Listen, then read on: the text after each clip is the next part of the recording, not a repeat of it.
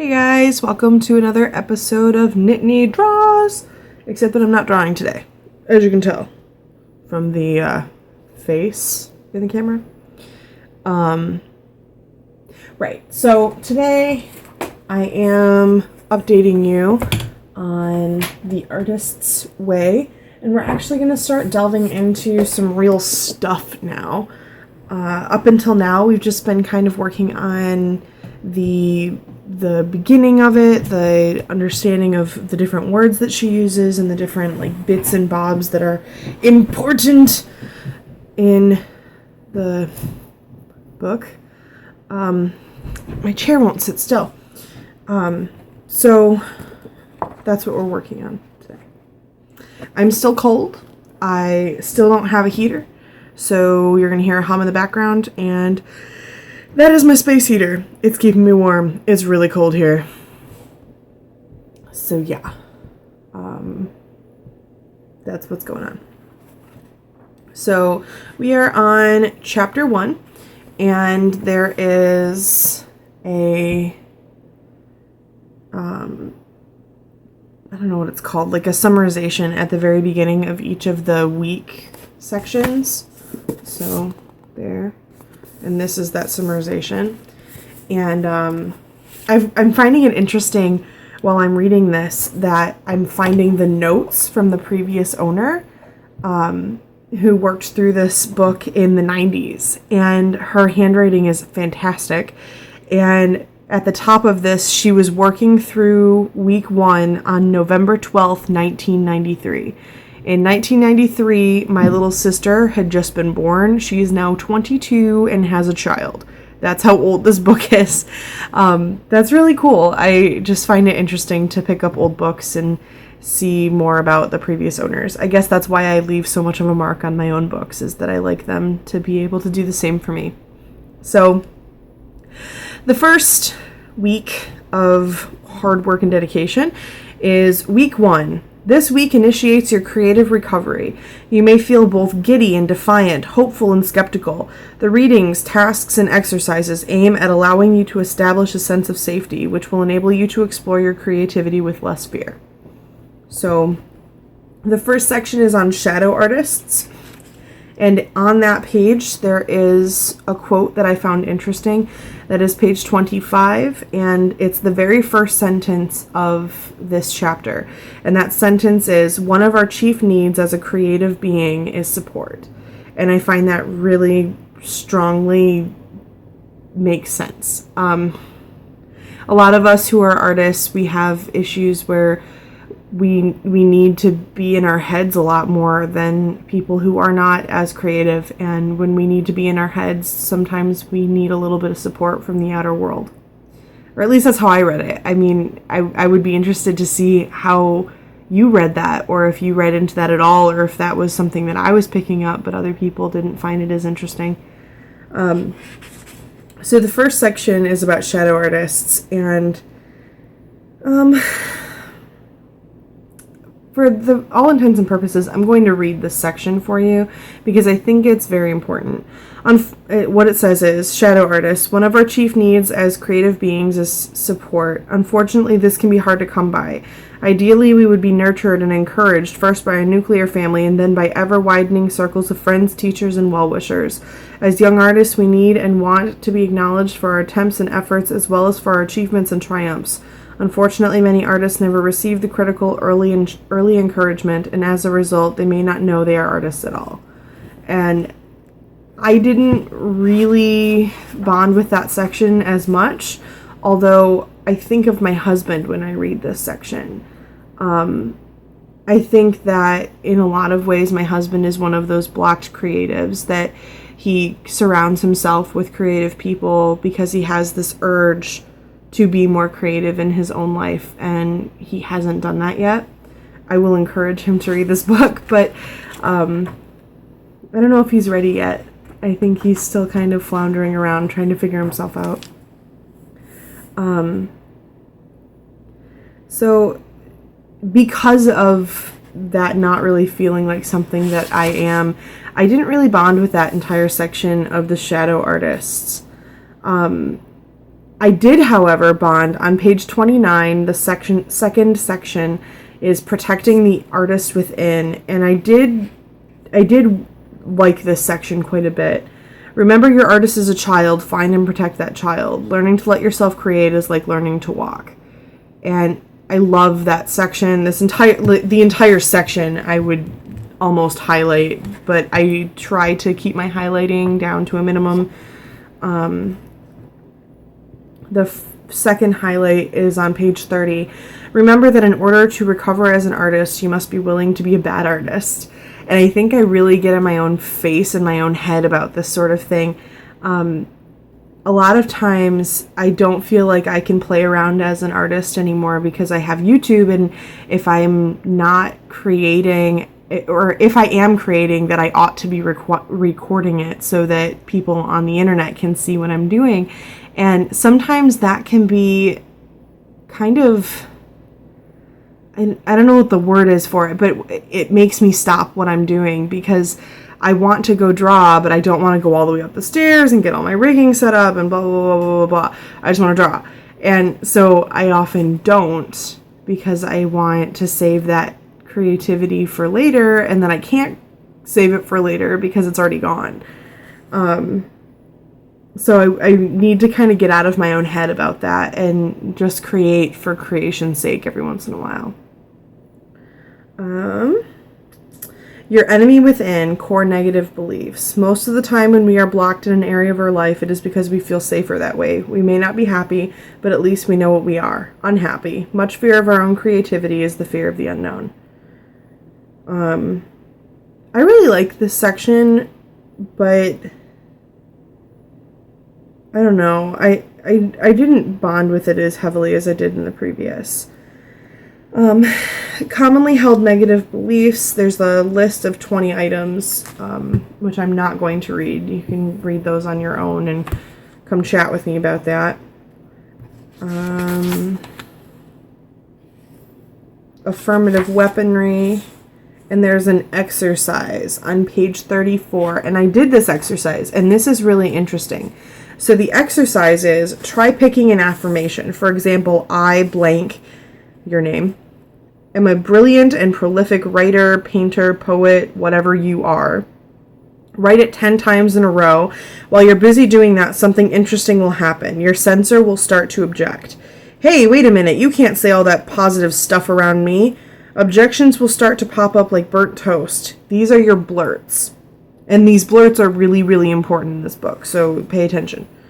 Listen to the objections. Look at the ugly, stumpy little blurts. Brilliant and prolific.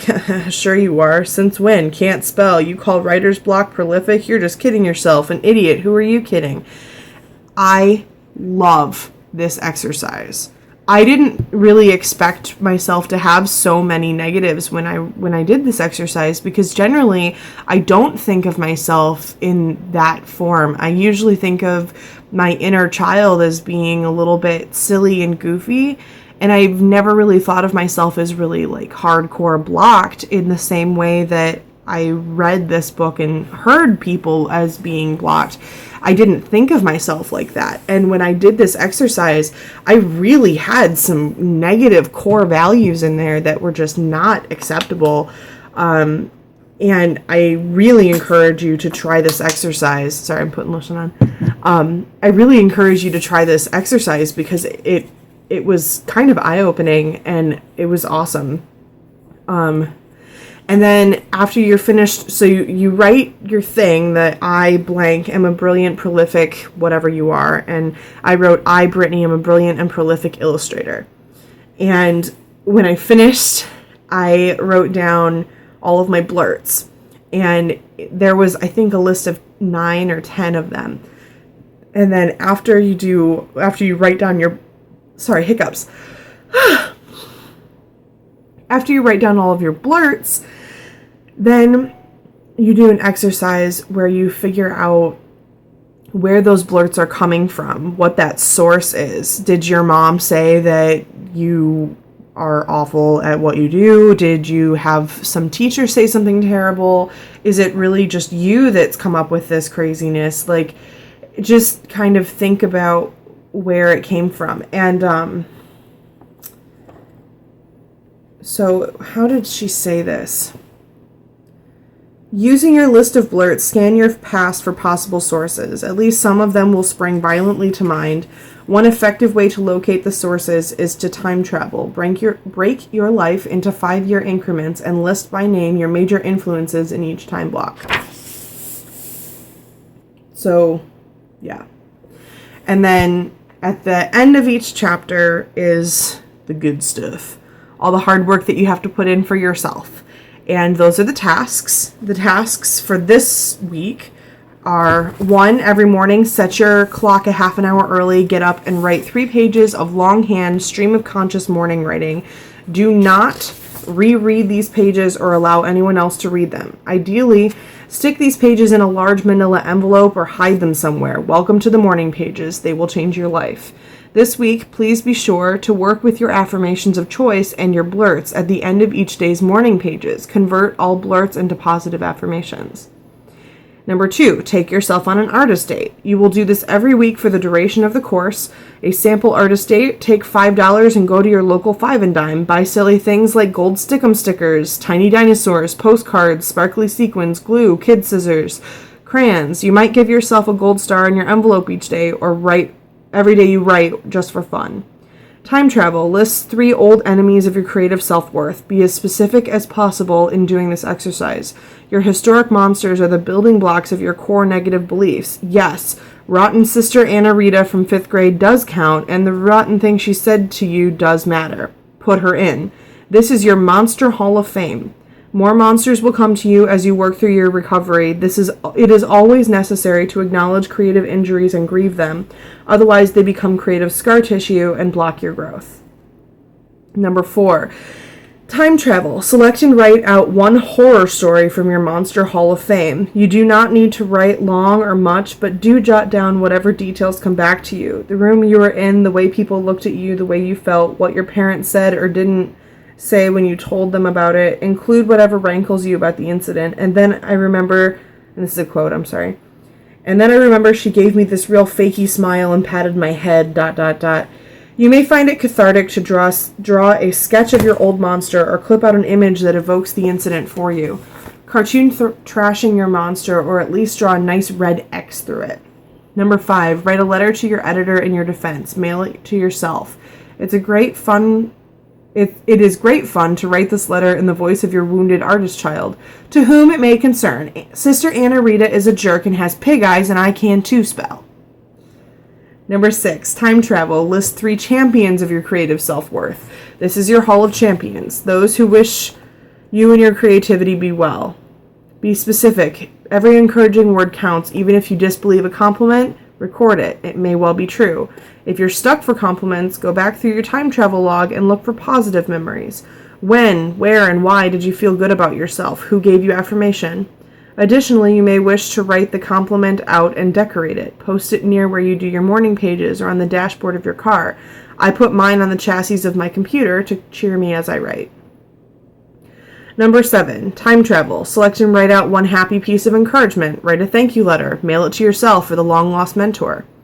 Number 8, imaginary lives. And this is one of the ones that she really encourages that we do. Number 8, imaginary lives. If you had 5 other lives to lead, what would you do in each of them? I would be a pilot, a cowhand, a physicist, a psychic, a monk. You might be a scuba diver, a cop, a writer of children's books, a football player, belly dancer, painter, performance artist, history teacher, healer, coach, scientist, doctor, Peace Corps worker, psychologist, fisherman, minister, auto mechanic, carpenter, sculptor, lawyer, painter, computer hacker, soap opera star, country singer, rock and roll drummer. Whatever occurs to you, jot it down. Do not overthink this exercise. The point of these lives is to have fun in them. More fun than you might be having in this one. Look over your list and select one, then do it this week. For instance, if you put down country singer, can you pick a guitar? If you dream of being a cowhand, what about horseback riding? Number 9. In working with affirmations and blurts, very often injuries and monsters swim back to us. Add these to your list as they occur to you. Work with each blurt individually. Turn each negative into an affirmative positive. Number 10, take your artist for a 20-minute walk. A brisk walk can dramatically alter your consciousness. And then the last section is your check-in.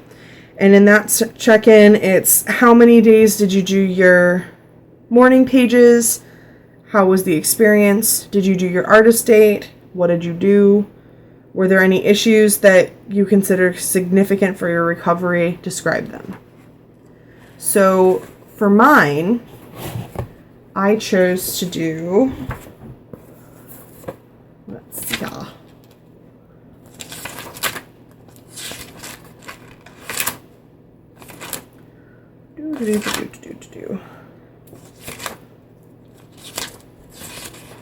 where am I at here?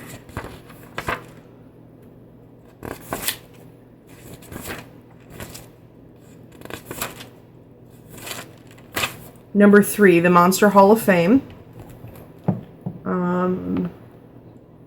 Number 6, my Champions of Fame. Number 7, the time travel exercise where you write a thank you letter. And I wrote a thank you letter to myself. And then number 8, my imaginary lives. And then I worked on my blurts. And I did my check-in. And I don't want to read my Monster Hall of Fame because I don't want my friends and family to know that that they hurt my feelings. But I will read some of my champions.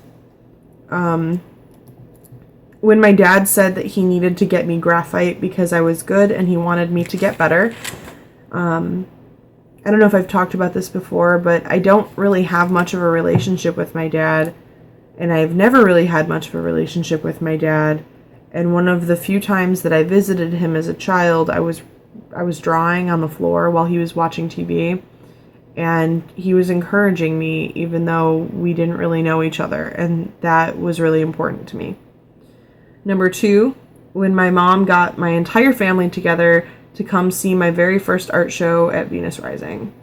And she literally, she brought everybody. It was awesome. And it was really fun to see everyone there and supporting me. And then when Francis bought me watercolor stuff for my birthday. So that's my Hall of Fame. And then my 8 imaginary lives. Number 8 imaginary lives. You come up with 5 imaginary lives. And the lives that I chose were pop singer, artist in Seattle, a grad student getting ready to go into business, a stock trader, and a dog walker. And I think all of those would be fun. And I worked on blurts, and I did my check-in. For this week, I did 4 out of the 7 pages. It's really hard for me to get used to doing these in the morning. I'm actually a really avid journaler. I journal almost every day, but it's hard to do it during the morning for me. I'm not a morning person. I don't get up early by any stretch of the imagination. And I usually do my journal writing before I go to bed. That's just what I've been doing since I was a child. I get ready to go to bed. I brush my teeth, I wash my face, and then I get into bed, I turn my bedside lamp on, I write a couple pages in my journal, and then everything is just gone from my head and I can sleep really soundly. And I'm trying to do this the way that the book wants us to do it and do this in the mornings so that I can sort of greet the day. But I'm not enjoying it, I guess. Right after I finish my journal writing, I feel really cathartic. I feel loose and ready to take a nap, basically. And it's not really a good look for getting ready to go to work, because I work as a waitress. I need to be peppy and happy and ready to go. And when I do this, it's kind of hindering that ability to be woo! So that would be interesting. Yes, I did do my artist date. I took myself to get my nails done. I got my hair cut. I got an eye exam. And then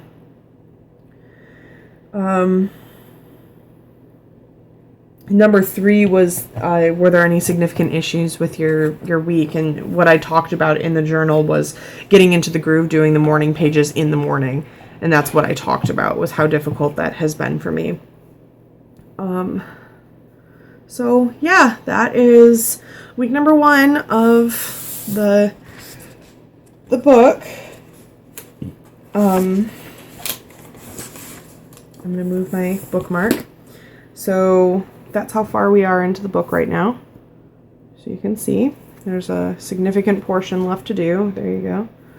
And we have 11 weeks left of this course. So a lot of hard work ahead.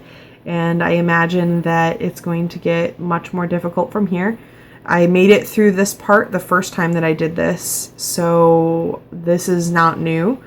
But it will be interesting as we get into areas that I've not worked on yet. So yeah, I hope that you guys are playing along at home. If you are, I would be happy to see your responses. I'd be happy to hear about your triumphs this week, where you went on for an artist date, what you did, where did you do your morning pages. I don't want to know what you talked about in your morning pages because those are deeply personal. But I'm interested to see how your recovery as an artist is going so far. And I would love to hear from you. So give me a little message down below so we can chat about this, because I just find it really interesting. And I will see you soon.